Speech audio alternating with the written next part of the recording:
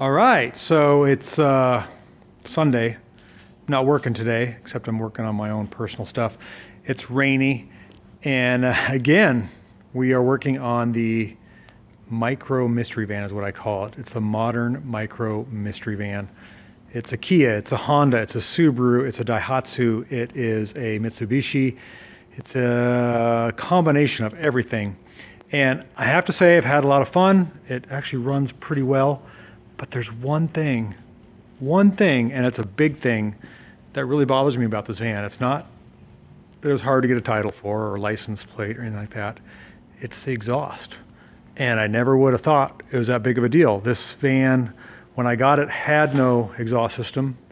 It basically had just the manifold and no muffler, no tailpipe. And I've studied other vans in Europe, and the tailpipe exits right here, just like this one. And I even extended it out a little bit, and I'll show you some of the things that I've gone through.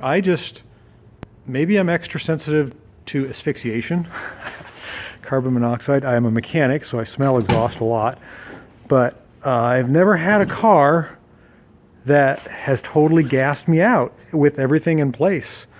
So I went through and I sealed up the battery box, which is back here. It could let in potential exhaust fumes. There was a couple holes back here, and somebody jacked the back of the van up, so the battery box has lost its seal around here, but I've sealed it up pretty good with duct tape. I'm pretty confident that's not the leak.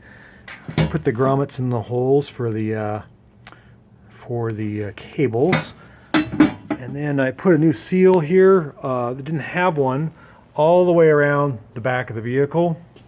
And then I even went as far as to put I don't know if you can see this light here, panel on the inside of the hatch here, because I noticed there's a couple holes, like right here is a hole, an access hole for bolts, and there's, air gaps around the latch and around the license plate lights.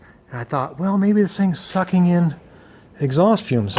If I have a window down at all, it creates this vacuum within the van because it doesn't have side windows, and just the back of the van, the way it's shaped, it creates this vortex. So the exhaust comes out of the pipe right there, and it eddies up. I've seen it when it's cold and I see moisture coming out the exhaust. It just eddies up and it goes in someplace. And I've sealed the plexiglass window with silicone, and I know that's tight. I've actually gone to re-drilled my latch here. You can see I've made it tighter because I thought maybe the seal, it didn't have a lot of tension on it. That's I've leaned out my fuel mixture. I've even gone so far as to put a catalytic converter on it. You can see it's got a brand new catalytic converter. Everything is sealed. I went through all the exhaust flanges there. You can see the orange silicone there. I put high temperature exhaust flange sealant on there. The muffler's solid. The tailpipe is solid all the way to the back.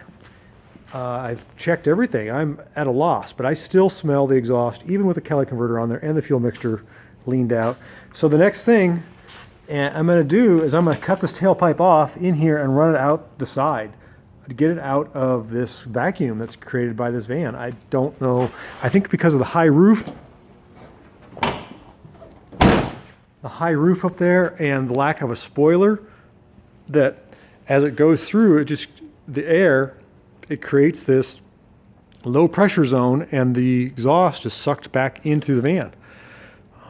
If I have all the windows closed and the defroster or the fresh air blower on full, where I create pressure within the van, I don't seem to notice it. But if I have the window down at all, or if my kids roll the window down, we are breathing bad stuff. And I've gotten sleepy a couple times, and the kids did too. They got headaches. So got to do something. I can't say I've ever had a vehicle that has given me this much trouble with exhaust, and I have a lot of vehicles with two strokes and older things that smoke a lot.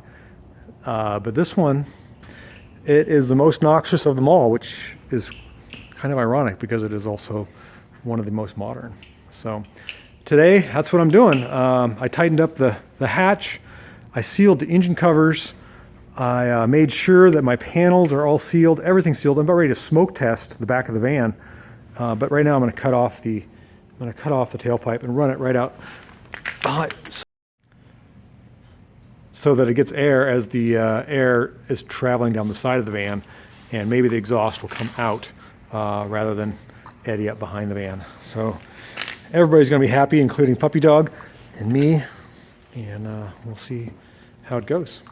All right, thanks for watching, and thanks for putting up with another update with the Mystery Microvan as we sort this baby out for good running and drivability, and hopefully not dangerous to our asphyxiation.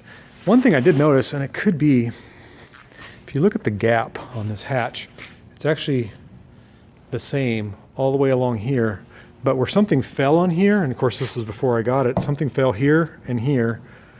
This gap on this side, it gets wider right there, and that could be a potential. So I might have to tweak the hatch a little bit, but I'm scratching my head and going through everything trying to make this thing sealed up so that I can enjoy driving it.